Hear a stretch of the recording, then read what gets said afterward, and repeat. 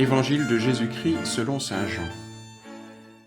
En ce temps-là, Jésus disait à ses disciples : « Moi, je suis la vraie vigne, et mon Père est le vigneron. Tout sarment qui est en moi mais qui ne porte pas de fruit, mon Père l'enlève.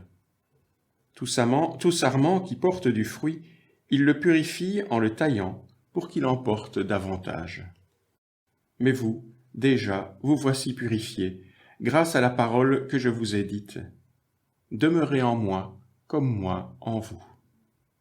De même que le sarment ne peut pas porter de fruit par lui-même, s'il ne demeure pas sur la vigne, de même vous non plus, si vous ne demeurez pas en moi. Moi, je suis la vigne, et vous les sarments. Celui qui demeure en moi, et en qui je demeure, celui-là porte beaucoup de fruits, car en dehors de moi, vous ne pouvez rien faire. Si quelqu'un ne demeure pas en moi, il est comme le sarment jeté dehors, et il se dessèche. Les sarments secs, on les ramasse, on les jette au feu, et ils brûlent. Si vous demeurez en moi, et que mes paroles demeurent en vous, demandez tout ce que vous voulez, et cela se réalisera pour vous.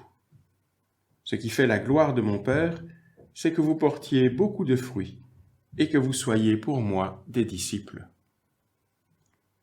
Acclamons la parole de Dieu.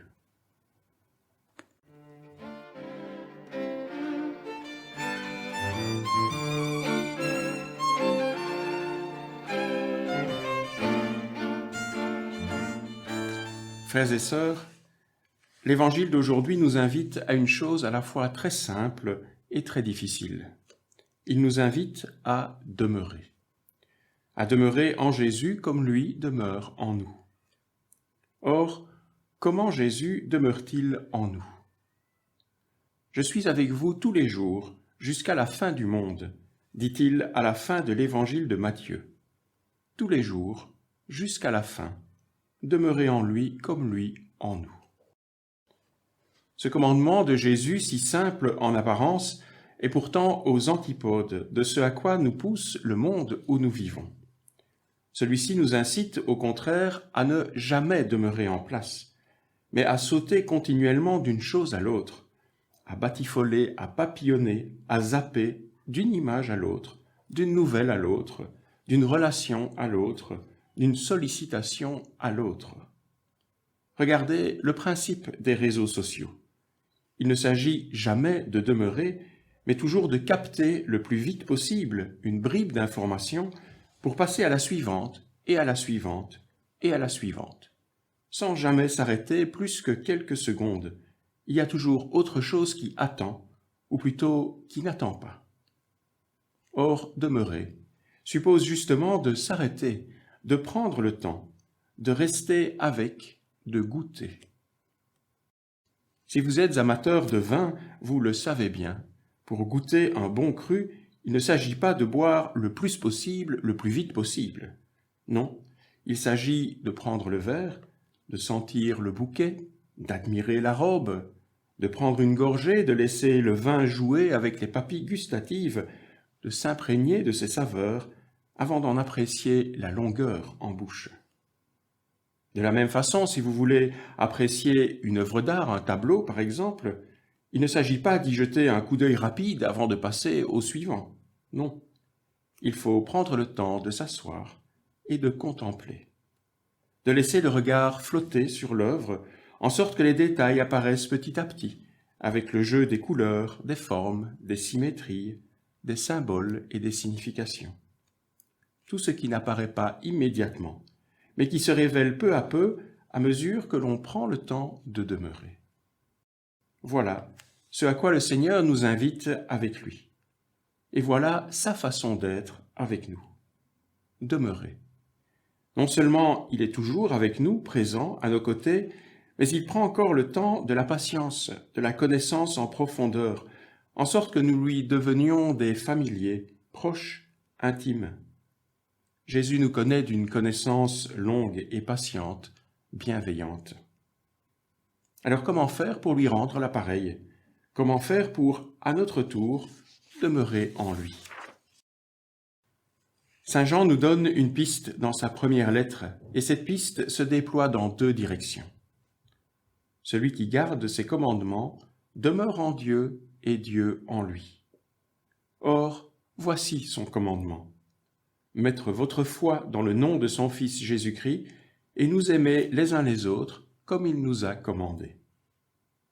Il y a d'abord la voie de la foi, de la confiance et de l'abandon en lui, de cet élan intérieur de tout notre être qui nous porte vers Jésus, qui nous donne le désir de le connaître, de le suivre, de voir où il demeure et de demeurer avec lui. Entendre sa parole, nous laisser habiter par elle et en vivre. La voie de la foi, la voie de la prière, de la méditation, de l'écoute de sa parole, de l'intimité partagée, qui nous met en communion avec le Christ et avec Dieu. Première voie.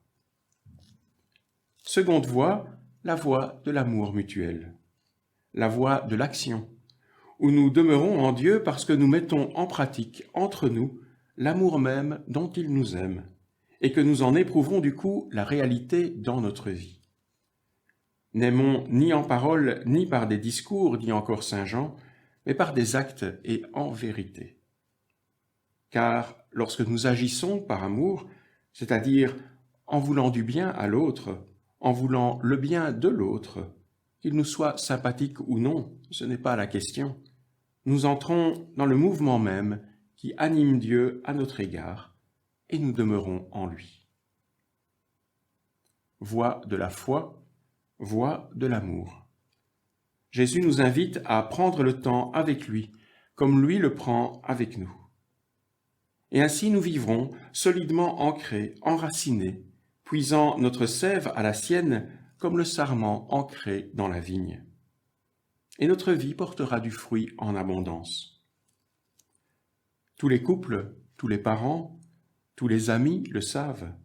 Il y a de la joie et du bonheur à demeurer simplement avec celui, avec celle, avec ceux qu'on aime. Comment n'en serait-il pas de même avec celui qui est la source et l'origine de tout amour? Trouverons-nous ce temps pour demeurer avec lui. Amen.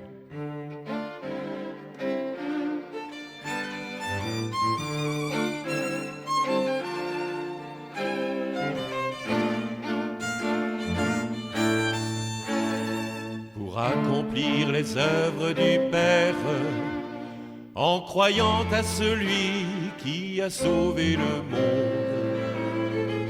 pour témoigner que Dieu est tendresse et qu'il aime la vie et qu'il nous fait confiance, pour exposer ce temps à la grâce et tenir l'univers dans la clarté pascale. L'Esprit nous appelle à vivre aujourd'hui, vivre de la vie de Dieu. L'Esprit nous appelle à croire aujourd'hui, croire au bel amour de Dieu.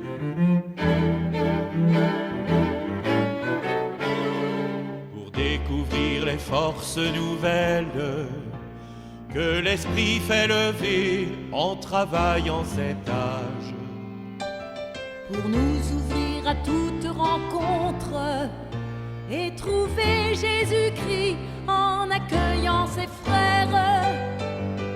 Pour être enfin le sel, la lumière, dans la joie de servir le serviteur de l'homme. L'Esprit nous appelle à vivre aujourd'hui, vivre de la vie de Dieu. L'Esprit nous appelle à croire aujourd'hui, croire au bel amour de Dieu.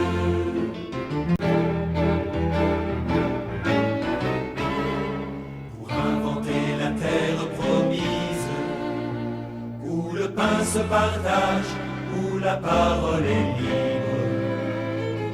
Pour que s'engendre un peuple sans haine, où la force